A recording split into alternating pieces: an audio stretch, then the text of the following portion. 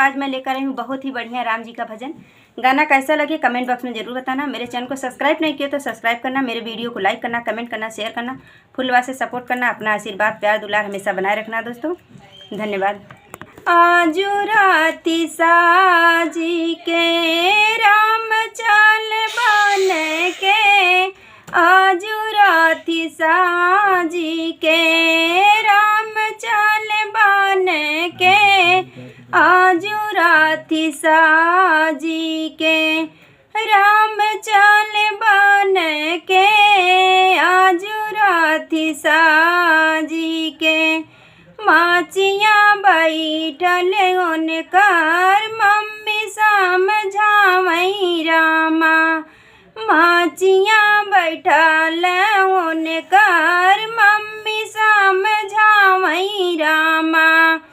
कवन कसूर भइल बेटा हमसे, आजू राती साजी के राम चाल बन के, आजू राती साजी के राम चाल बन के, आजू राती साजी के दुआरे खड़े उनकर पापा समझावई रामा, दुआरा खड़े उनकर पापा समझावई रामा।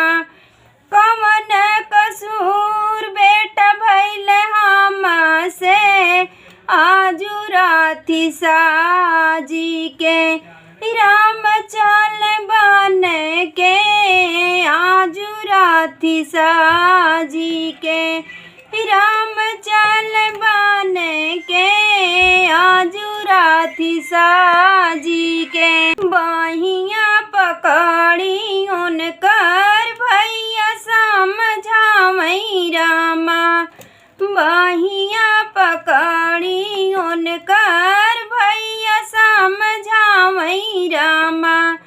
कवन कसूर भाई भइल हमसे, आजू राती साजी के राम चाल बन के, आजू राती साजी के राम चाल बन के, आजू राती साजी के राम चाल बन के, आजू राती साजी के रातिया पकड़ उनकर प्रजा समझावई रामा, रातिया पकड़ी उनकर प्रजा समझावई रामा।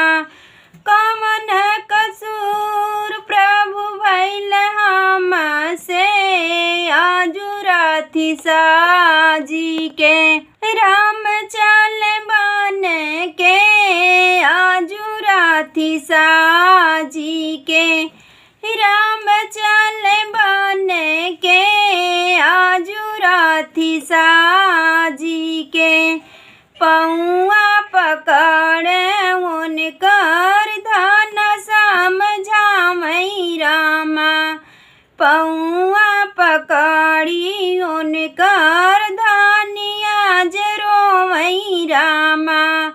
कवन कसूर स्वामी भइल हमसे, आजू राती साजी के राम चाल बन के, आजू राती साजी के राम चाल बन के, आजू राती साजी के राम चाल बन के, आजू राती साजी के।